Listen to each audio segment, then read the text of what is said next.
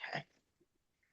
All right, welcome friends to the Wise Witch Garden Table Cosmic Conversations episode for August. So we're doing real talk, real wonder, one soul at a time. And today I'm super excited. We're speaking with a lady who truly walks her talk.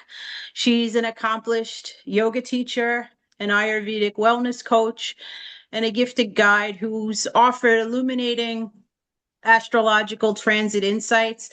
She's transported students to higher realms with the resonant power of that Saturn gong you see in the background there. She shares her talents with a heart centered openness that is both rare and inspiring. And she has supported numerous students, including me, to live from the heart, to grow, to heal, and to transform through their earthly journey. So, welcome, Anne Christine of Intuitive Thrive, and thanks. Thank you, Sue. So happy to be here. And what a beautiful introduction. Thank you. I'm sure, Anne, that I left a million things off of your accolades. I often refer to you, unbeknownst to you, as you don't just hand the tools out of the toolbox. You literally are the toolbox. So I'm really excited to talk to you today. So I thought we would kick things off. Like you yourself have gone through difficult challenges and changes in your life journey.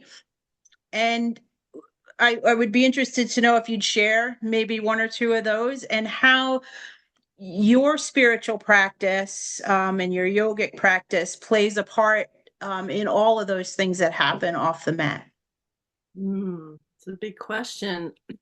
um, well, like most humans walking this journey, we've all had our challenges, to put it lightly. And probably the two biggest um, pivot points for me, like were early life, like age 12 to 16, in those teenage years. Um, Combination of like hardship in family and a lot of illness in the family, and kind of becoming aware very young at 12, like, man, what happened to like being a kid and having fun?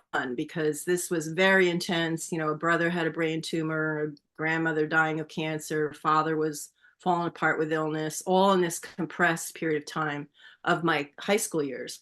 And I had a hard time, I remember, like reconciling like the high school part of high school, which I couldn't relate to what would be normal kid stuff, like going to the football games and being with your friends and doing those kind of fun things. And I felt, speaking of Saturn, I felt a very heaviness of Saturn in those years. It was like heavy duty life and death kind of stuff.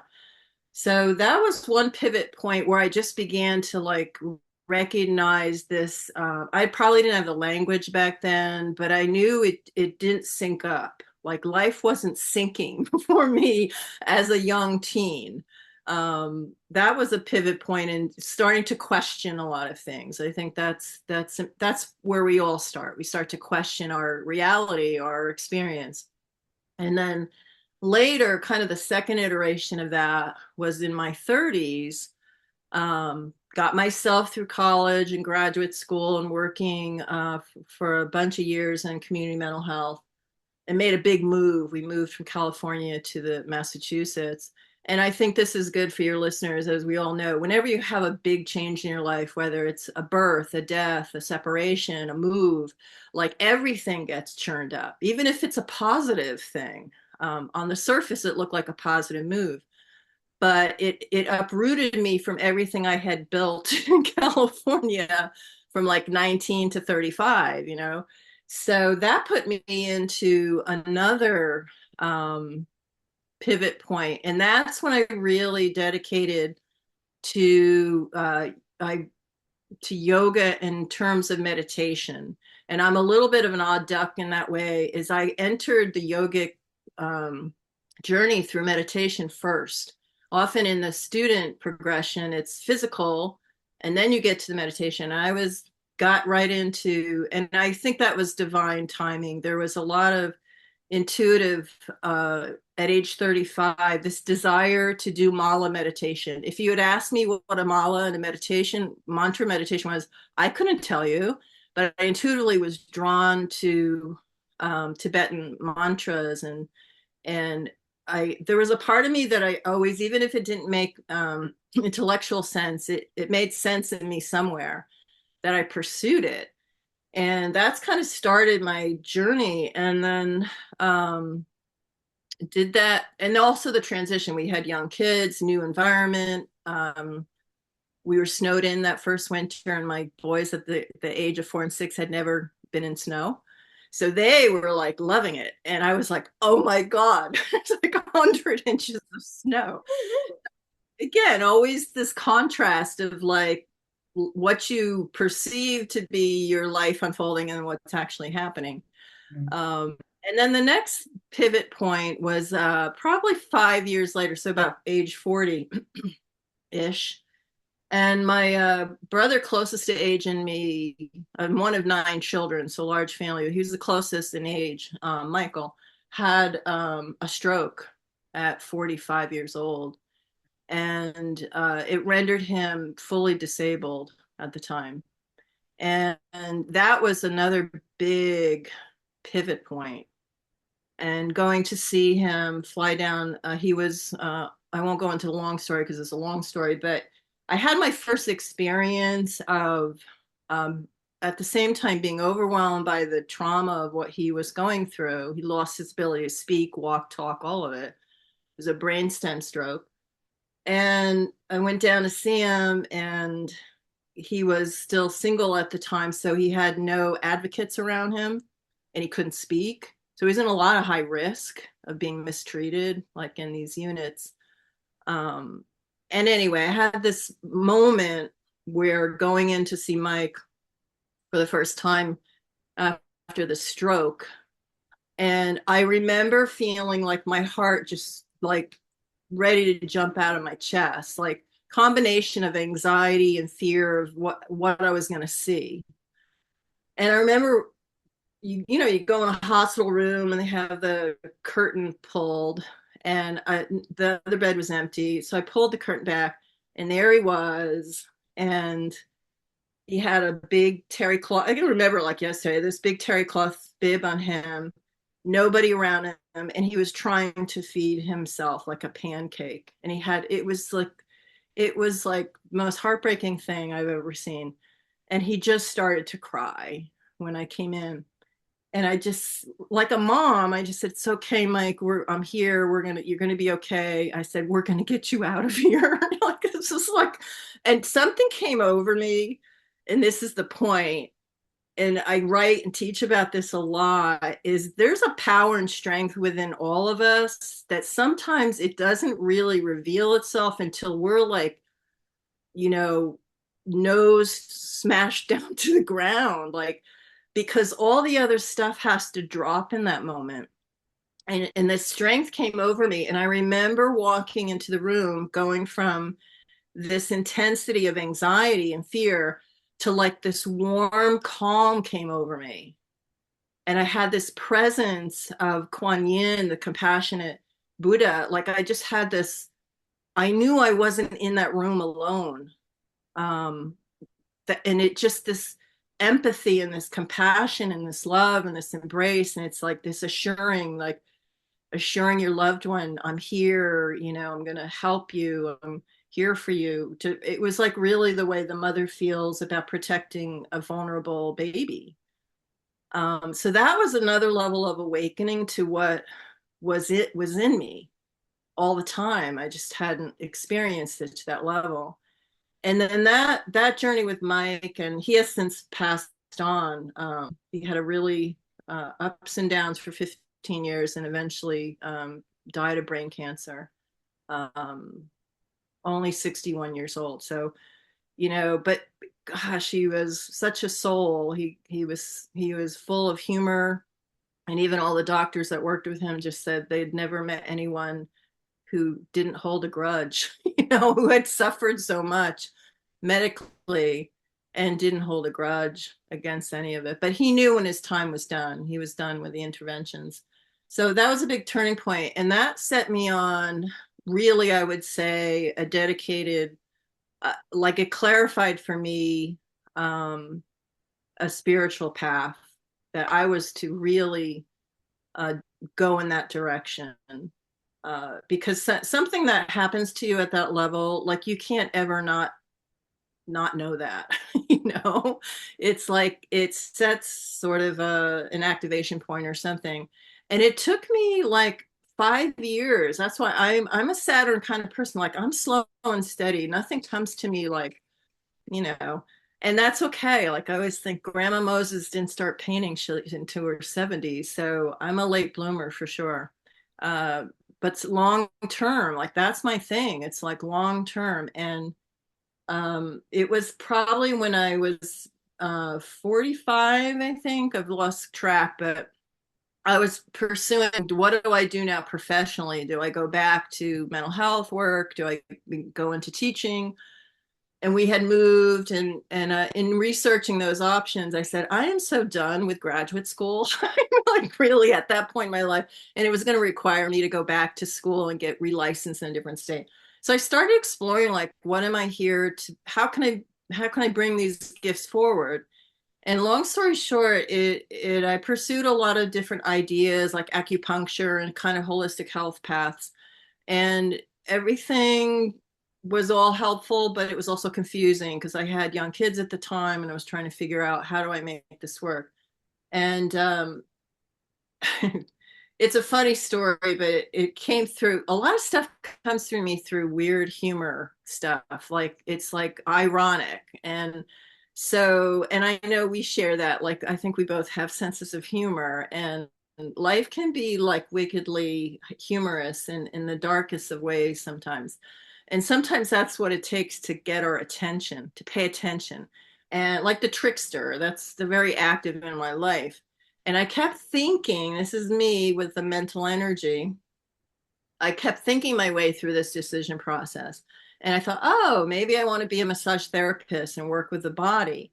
So I went to Bancroft, which is a well known massage therapy training here in Worcester, went through the tour, the orientation, blah, blah, blah. Came home. I said, I don't really want to learn how to give a massage. I want a massage. That's, With that you. was the humor.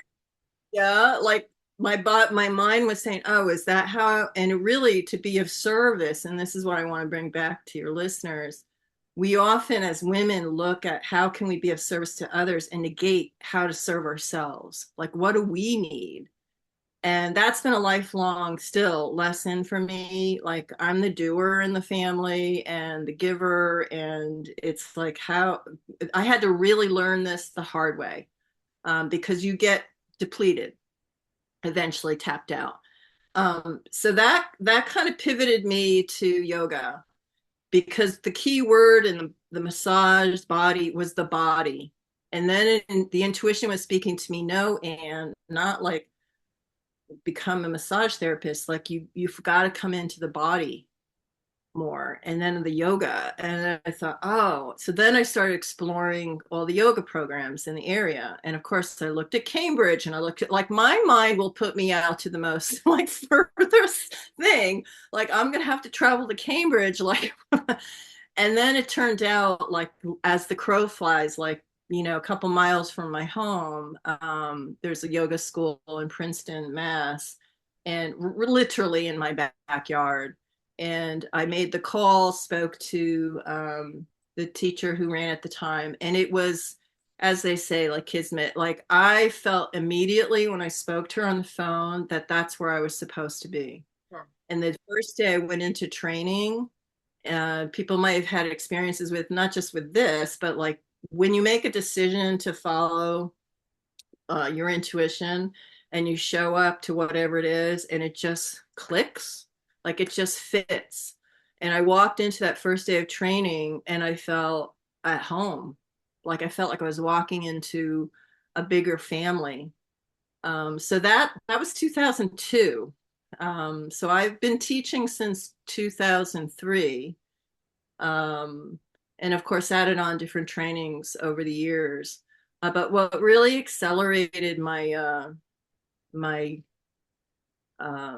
my evolution was getting into Kundalini yoga, because you'll find in any yogic path, but it's also true of the mind, we start at the most densest form, like the mind, the thoughts, the perceptions, and then physically, and then we journey to the most subtlest.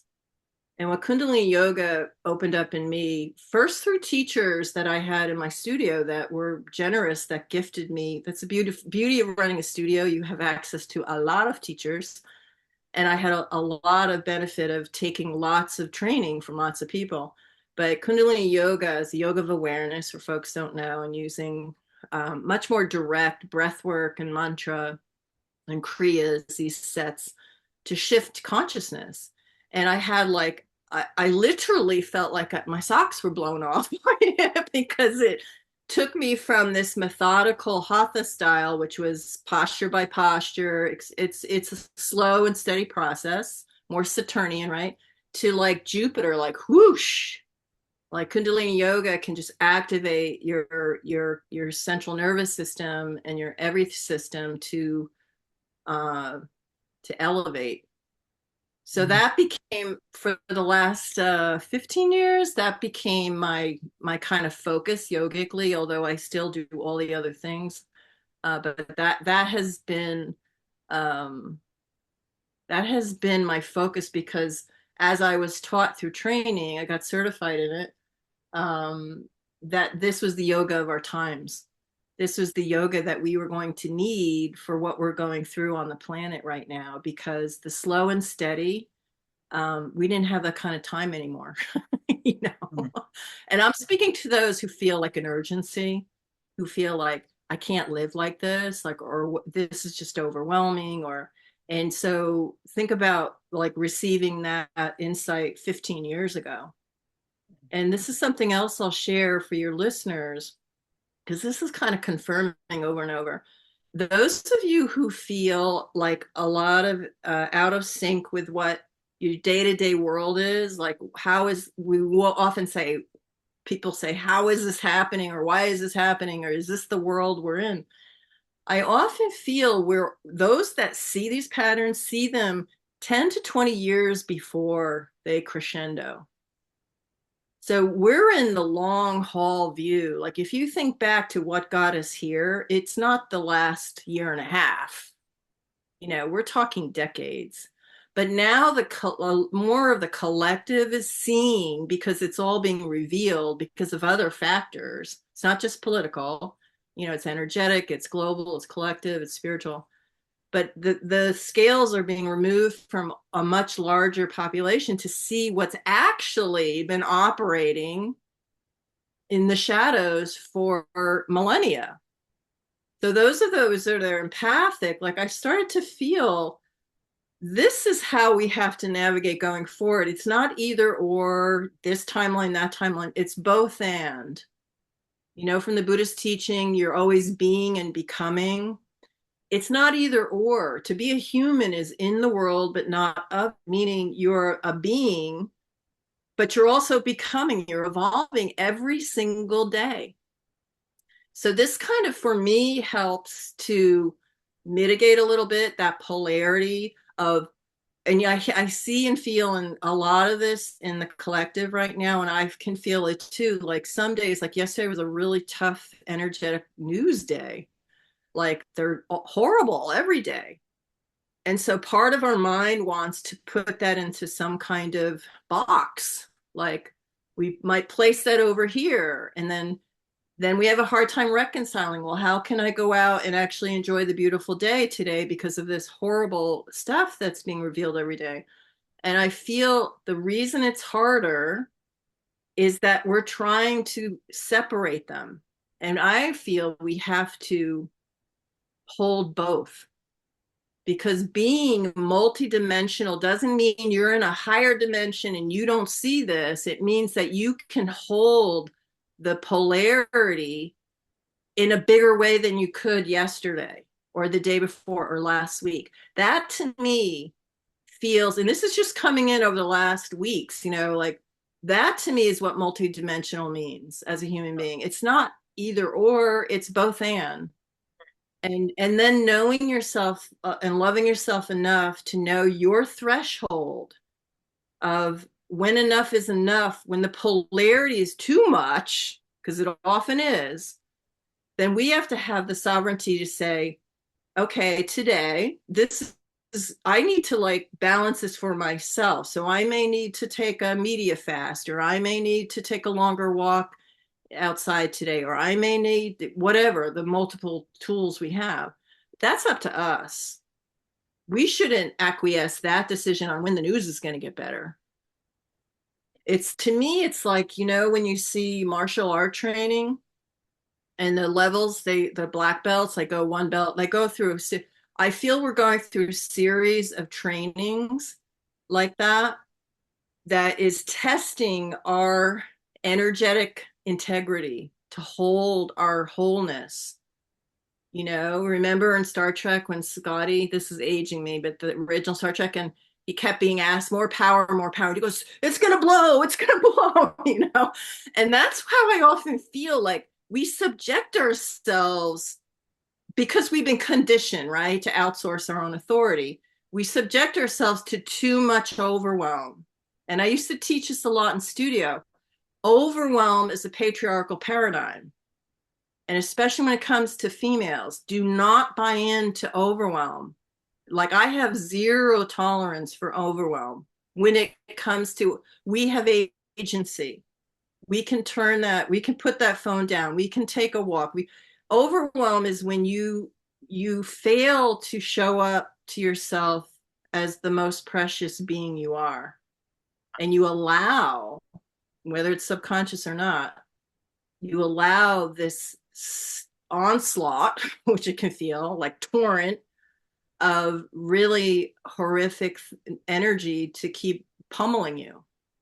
So if that's the pattern, rather than say outside in, oh, when this all changes, I'll be okay. It has to be when this in me changes, then that will be, I can handle that more. So it's always taking responsibility, Saturn, for your own evolution.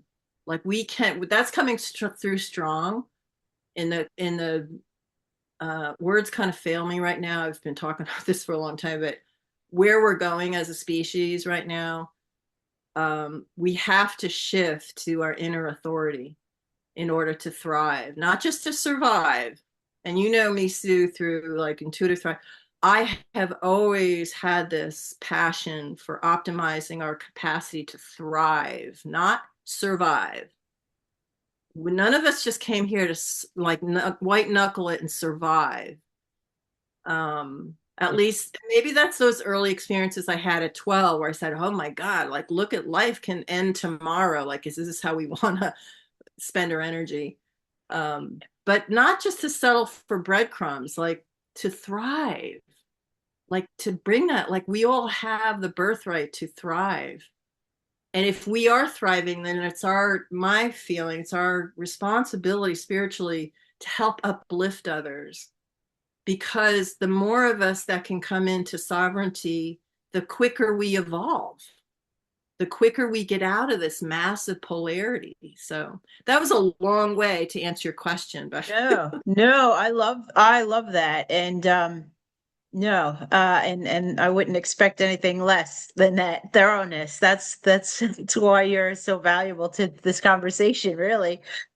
I'm curious, like you follow a lot of different teachers and leaders. There's a lot of high profile voices online that and even past teachers. I mean, I'm a big fan of a lot of them and I follow a lot of them for my own growth and support. And a lot of the messaging is clearly targeting people to sort of, just to cheapen it down, to sort of vibrate higher and hold the ideal of creating a more loving world. Um, and although those things are really, I think, important, it sometimes can feel like spiritual bypassing for many people, including myself at times. So I'm wondering how you reconcile that, given, yeah, we all want a more loving world. We all want to vibrate higher. And there's that polarity. We're in a current environment, not just in this country, but globally, where there's a lot of pain and suffering. So, you know, just want to hear, I know you just spoke on that a little bit, but what else for, like, how do you not let you said kind of don't give in to overwhelm. How do we do that? I think it by number one, simplify what you're putting your energy on, because I think we've been conditioned to take in way too much, especially with the last 20 years of digital media, everything at our fingertips. Like, think about what your life was like before social media. Before a And cell phone. yeah, right. Yeah. And so this is more of a remedy for how I deal with it. Mhm. Have to recognize the world we're in, right? And then, is this the world I want to co-create in my sphere? And usually the answer is no. And I'm not like, there are things I love about the digital evolution because it's connected me to teachers that previous to that you'd have to travel to India to be able to have a teaching from, or you can, I mean, that's opened up a plethora of access to a lot of wealth of wisdom teachers that it took them all out of the monasteries and the ashrams and put them into the global community. So that part is amazing. But like everything, if we don't have that inner values of integrity that guide us, we can become, it's like a buffet of endless product. And if you overeat at a buffet, too much of a lot of a different things ends up like a big mess. It's like you can't process it, you can't integrate it, you can't really benefit. And you end up feeling wired and tired from it because your nervous system is saying, I can't process that. So initially, it's for me, it's putting parameters around the digital time in my day. So that's the boundary, right? That's boundaries. I had to learn this too, listeners. Like, for women, again, I'm a triple Libran. Like, I'm all about like the other often, and boundaries. I have to be coached, and through, I've always had I've had no resistance to accessing or pursuing professional help outside of what I know, because I realize we can't think we know it all. And there are expertise in all kinds of areas. So I've had the benefit of different kinds of therapies and spiritual guidance and all kinds of mentors that whenever I felt like feeling like stuck, rather than stay stuck, at the very least, read a book on the subject or access information to help you kind of get a wider lens. In terms of spiritual teachers or evolutionary teachers saying we have to raise our frequency, you cannot, you have to meet yourself where you're at. Like, I too bristle at this only high vibe only. I mean, to me, that's bullshit because it's like, sorry for the language. That might bleep on your YouTube, but um, it's not authentic, and people sense that quicker. We may have lost our minds, but we have not lost our BS detector, because human beings, one of the things I've noticed is, like, it's a survival skill to know if someone's being authentic. If someone's being, in some sense, like, you don't trust what they're saying, you're not going to trust them at all. It's a self-preservation kind of instinct we have. And it comes across when someone's authentic, meaning they're living what they're sharing. They're not saying this works because XYZ. It's this has been my experience. Like, if we're a laboratory, this is what I have found has been useful. This is what I have found. And it's a little bit different for everybody. It's not one size fits all. That's an important thing to hear right now, in terms of, even if it's a teacher you respect, it doesn't mean everything out of that teacher's mouth or my mouth is your path. It's just information, it's experience, and you have to sit with yourself And this is the harder part. This is why we're always looking for someone to tell us what to do and how to do it. The harder part is we have to sit with that unknownness in ourselves, that unsettledness within ourselves, that hurt, that pain, that sorrow within ourselves. It's not it's not like put on a happy face and the sun is shining, so I'm going to like have a good day, even though maybe I feel awful. It's actually having the courage to meet yourself where you're at. Like that to me, in this Leo season we're in, this is, uh, by the time this comes out, it'll still be Leo for a while. Leo is the lion, it's the courage of the heart. And Leos, there's a funny quote that goes around. Leos, in their ego sense, is like they arrive at a social gathering, says, "Now I'm here, everything can begin." Like it's like that's kind of self-centeredness.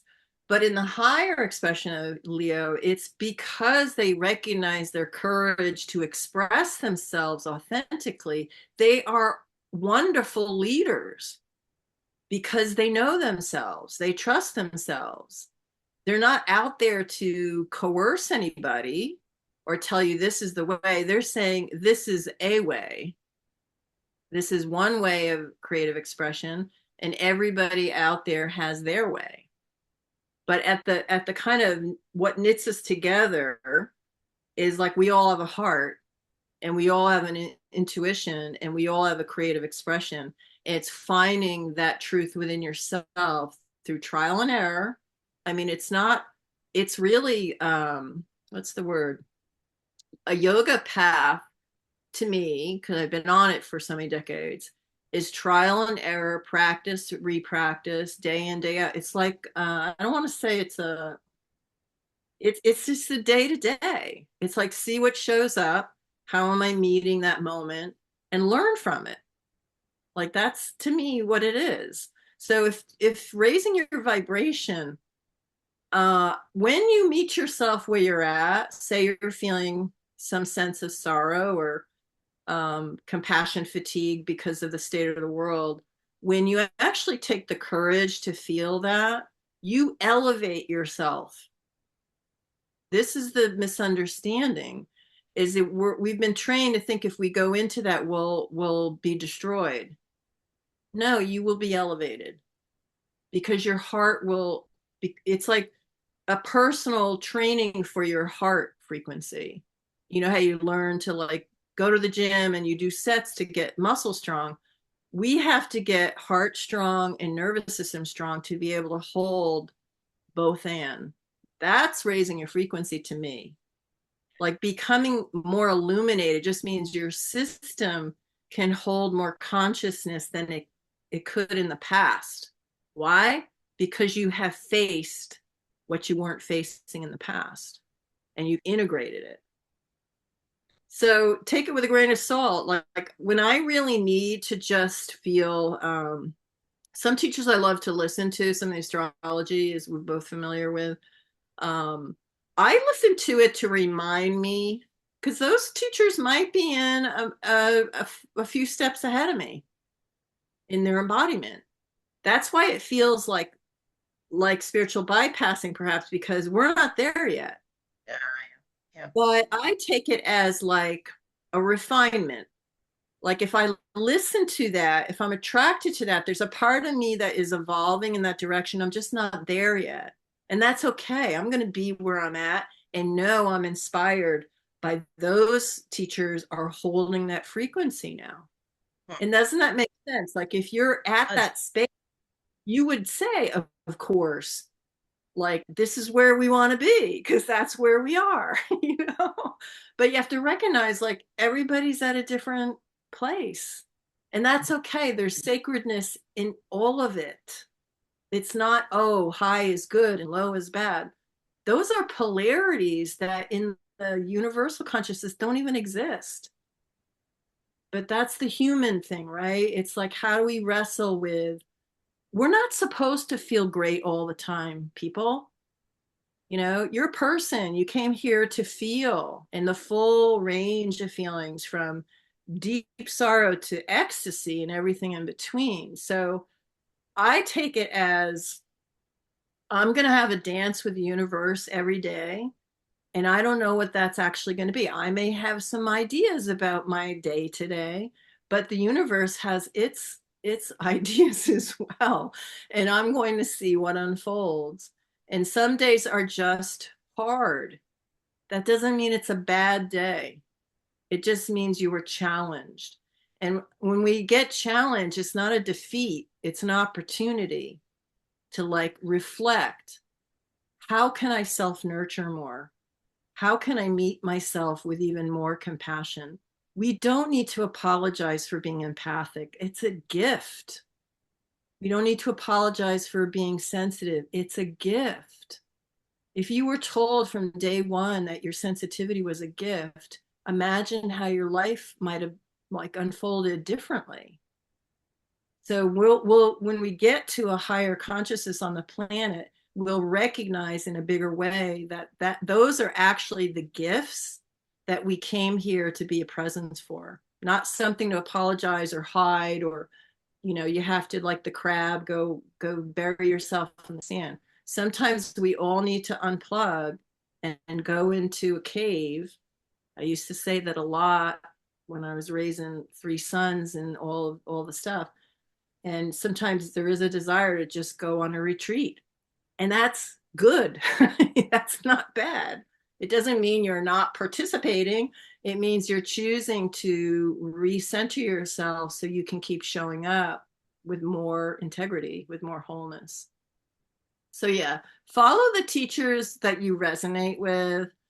And with anything, if they're good teachers, they'll say, take what's meaningful and let the rest go. Like, we don't need to listen to teachers as the end all be all authorities, or like a dogmatic thing. That's the old paradigm. They're just messengers of their own experience. That's all. Yeah. If it resonates, it's great. And if it doesn't, there's endless options, right? To search for others. So for all the beautiful empathic souls that are experiencing compassion fatigue and daily, well, I won't say daily heartbreak, but heartbreak of one sort or another, what I think I hear you say is, to nurture yourself more. Is that fair? Or to feel that feeling? I know you're big on hand on heart and stop, pause, breathe. Is that still resonate true as in these times? Stay in the body. One of the things that energetic overwhelm can take us out of our body. And that's where Mother Earth is here, right? To ground us, recalibrate us, to just help reset the nervous system. And here's the reality, like, we have to be careful about words now, because compassion as an energy is a higher frequency of love, like the unifying consciousness of the universe. Compassion is very powerful. And so it's not the compassion that fatigues us, it's our heart needs more nurturance. It's your body and your system saying, this is too much. It's hurting too much. Like, if you're healing from anything and you're not resting, it's really hard to heal. If you have incoming stress and incoming challenges, which is the state of a lot of our fellow humans on the planet. So the compassion comes like, we all, when we do well for ourselves, we send that energy out into the world just by our presence. I think we have to disentangle any sense of programmed guilt or shame about whatever thought process is being evoked by taking care or taking time out to nurture yourself, to self-care. Because it's been a heavy duty program that, especially with women, and that's, whatever you want to label it with, the patriarchal subjugation of women's power. It's been a long, strange journey for millennia we've lived in a system that has barely scratched the surface to integrate masculine, feminine archetypes fully. So we've adapted to survive. That's why we're here. But in those adaptations, we may have like taken up some of the guilt and the shame that was placed on us. Oh, you're being selfish to take a rest day. Oh, what do you mean you're overwhelmed? Oh, all these excuses. And you got to just like choose. Maybe it's the age I'm in now. Like I could give it F, turn the volume down on the critics, and maybe that critic is in you, like the little voice saying you should not be tired, or you should just turn the volume down and embrace yourself and take it as a gift. Like if your body mind is communicating to you fatigue and you acknowledge it, that's a gift. Right. Right. If it's communicating sorrow and you acknowledge it, that's a gift. Remember, the universe doesn't put energy into good bad, it's just energy. So if you choose to meet yourself with whatever is showing up, whether it's joyful or it's heartbreaking, remember that, the Buddhists love to always turn the deepest sorrow into the most evolutionary thing. Like it breaks your heart open. Right. It's showing us where we've been guarding ourselves from maybe past experiences or past lives, if you ascribe to that. So in the essence, it's an evolutionary gift. We may not see it in the moment. And if your bestie is having a really horrible day, please don't say to them, well, it's an evolutionary moment for you, because that would totally lack in compassion. Compassion means to be with resonance with the pain that a person is experiencing. And yes, it's intense, but compassion is also powerful. And powerful energy is intense. So I feel those of us that are on a conscious path, you're going to notice that you'll need to learn a new way to speak about your experiences, away from the good, bad polarity, like, don't like, into more of a unified, that's the multidimensional, like, this is the quality of the experience. This is how I'm experiencing it, how I'm meeting it. This is what I'm learning from it. Like that's multidimensional. Like what if we embraced everything, even the most horrible stuff that we're seeing? And I'm not saying throw yourself into it unnecessarily. If it comes into your field, magnetically, we attracted that. Like our energy is calling that particular form in. And so from a yogic point of view, we take responsibility for that. It's not to blame or shame. It's like something within me magnetized this experience to me for a purpose. There was a quote I read just this morning, was like, there's a sanity that interweaves through the insanity. There is a sanity. It's like the thread of unified wholeness runs through everything. So what we're seeing on the surface, the turbulence, is the consequence of polarized thinking, polarized consciousness, acting out, coming into form. So of course on the surface it looks like that. But as they say, you go down below the turbulent waves, and there's a thread like at the ocean floor level of deep stillness, of sanity. And that is within each of us. And that's what yoga helps us. Yoga just means to unify, to come back to oneness of that inner state of stillness that we all have. It takes practice. In all the years of teaching, the two most difficult postures that the yogic philosophy says, and there are over, how many postures in yoga. The two most difficult are Shavasana, where you surrender and let go, and Sukhasana, what I'm sitting in, cross-legged meditation pose, to be with what is. Of the thousands of postures, those two are the most challenging for the human psyche. Why? One requires us to trust and let go, and one requires us to be still. And I can attest that's a funny story of like coming into meditation first and then doing all the hatha. As a teacher, I was and this is where we can project our own self. I was like, nobody wants to sit and do meditation.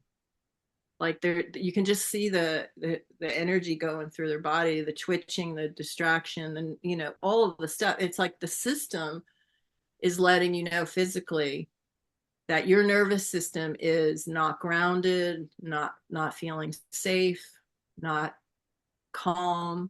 So if that's the case, okay, then we do active meditations, breath work, and mantra.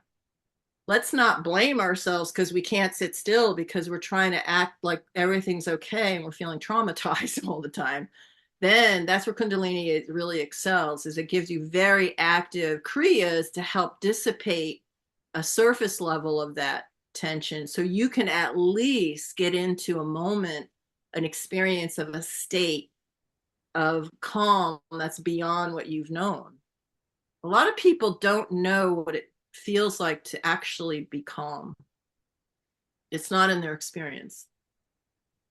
All right. So it's not compassionate to say, to judge that. That's a survival adaptation they've had to do to survive. Can you live a fruitful life in survival mode? No. You'll survive. And in some cases, like with all the genocide going on, I've had this feeling like these souls, I feel like we have billions of angels around us, of all these souls that came into life to actually be taken out as a way to wake us up. Like maybe that's just fantasy on my part, but I've had to sit with how to reconcile this massive amount of inhumanity that's beyond comprehension. But I do try to comprehend it because I feel the collective, or a part of it, is acting on these id impulses every day. So we're all part of the collective. So I don't feel it serves us. I don't fall in the camp is just don't look over there. That's not how I live. I can't live that way. I think if you're in the world with children that you've raised, or you're connected to community, I don't think you can live that way. That feels disassociative to me, because I think about this, the indigenous 7 generations, like what is the world we're leaving our children, our grandchildren, the community. And what I do while I'm on this earthly plane is I want to at least contribute into the sustainability potential. So what was the question? It's like they always lead into like circular conversations, but And it's great. I love that. Yeah, I love that. So to kind of bring this to a full circle, we ask 3 questions. So we call it like the cosmic challenge, cosmic conversation challenge, because I can't think of a more clever name, quite honestly. So are you ready to take it? Take your 3 questions? bring it on. So All right, Anne. So Anne, what truly brings you joy? uh my yogic path, um and seasonal, being in touch with the seasons. I'm loving the time right now, the flowers. I do open swimming on a lake nearby, and we swim a quarter to a half a mile, and my husband and I, and bring in our to be able to do that. And that to me, and I'm not a water sign person, but boy is that healing for me, because it gives me the strength work that I want. But it being in that flow of water in a beautiful spring lake, and it's 15 minutes from where I live.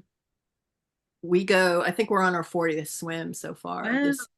We do this from May until October. And I've met amazing people older than me.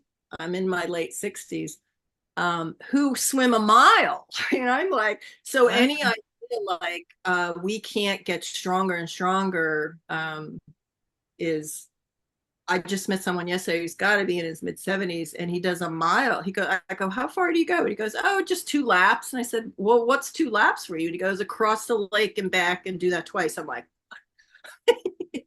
so I just met an avatar who just showed me, broke another paradigm out. Like if that's possible for one, it's possible for all. So Yeah. open swimming, the garden, these things bring me joy. This morning I had my yogurt sitting in the morning sun next to the zinnias. I just love the summer. Yeah. And in general, what brings me joy is I can get very complex and deep, and getting simple, like simplify it down to the 3-year-old, you know, Yeah. like, Yeah. and where life feels simple and coherent, and that's very joyful to me. All right. So here's number two. I love that. I too love the summer, and I could sit outside. I always say that I could sit outside for, and hours will go by, and I've just been watching the hummingbirds at the feeder or the butterflies on the flowers. So it is definitely the simple things. I think you're onto something. What is God? What is God? Um, well, what I've come to perceive is the language that works for me is uh, this is what I've been taught through Kia Miller, which is a root teacher for me, is the one creative consciousness. In a simpler way is source, but underneath everything that holds everything together, it's consciousness, and that consciousness is what we call love. It's like the glue of the universe. And I would not the personal, I love chocolate cake kind of love, which is a love. But the big LOVE, the unified consciousness that holds us all together, all forms of life. That's how I relate to what a lot of people refer to God.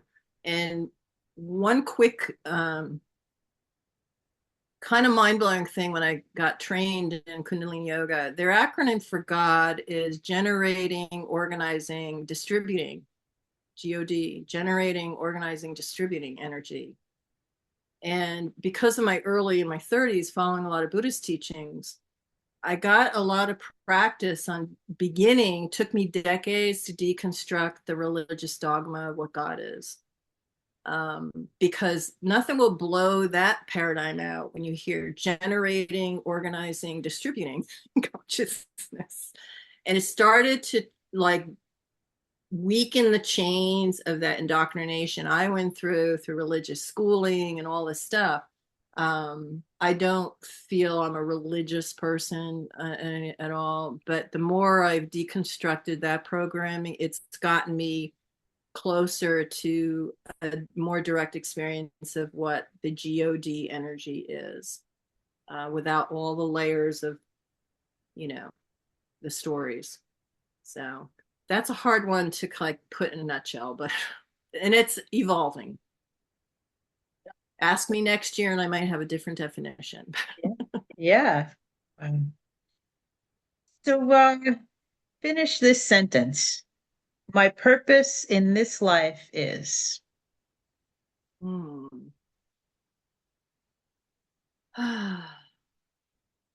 Is to show up uh, as best I can as a living presence uh, of wholeness. That's my ambition. And I don't think we're ever done. But to show up as best I am this day as an embodied presence. Presence has a lot of resonance for me, because I feel my purpose, especially coming back to the activism. There are those, their purpose is to put their bodies on the protest lines. That is their purpose. And my purpose is to hold like a anchor, to be a lighthouse in whatever space I'm in, to radiate that presence of wholeness. into the environment wherever I am. If it's at the Trader Joe's or it's in the car or it's with people, to the point where it's automatic. Like that's what not that I have to think it's a practice, it's who I am. My purpose is to be who I am authentically. And, purpose has a little tinge around it because it always feels like we're not living, everybody is living who they are in the moment. So in truth, we all are there, but it's evolving, right? It's not some goal. It might be a desire. My desire is just to keep growing. Like I'm so committed to almost being a pain in the ass about it. My sons will tell you that. Of evolving. Can you just relax and not have to? It's like, it's not stressful for me. It's a joy to want to learn how to become a better human being,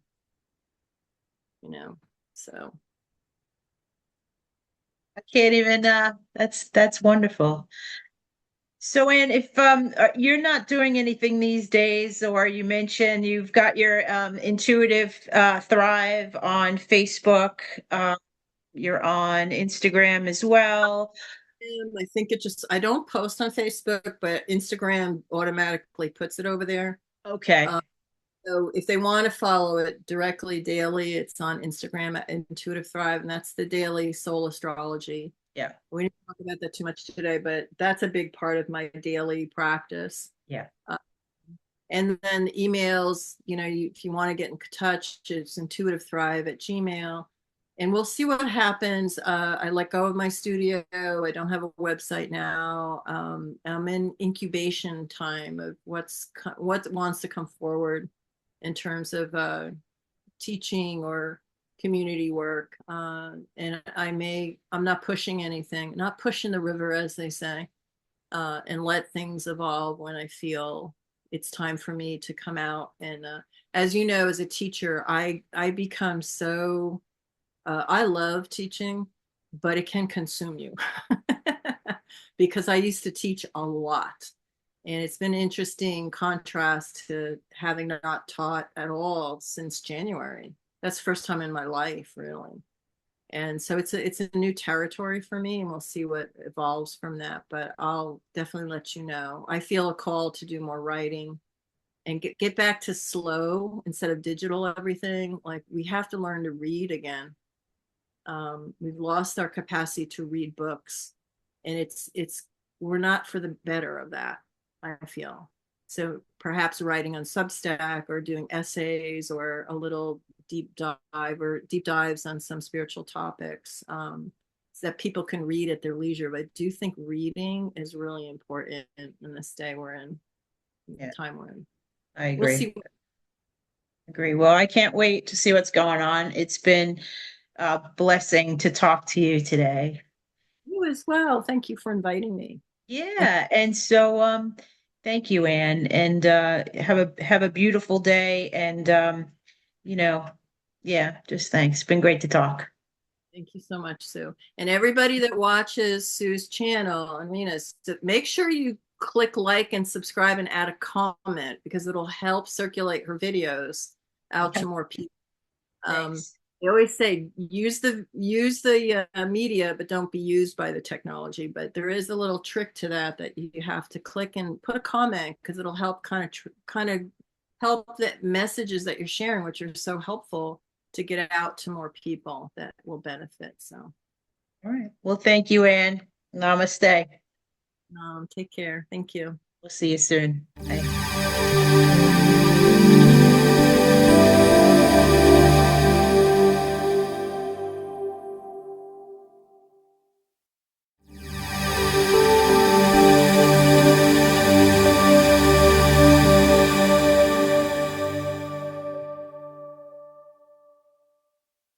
Thank you.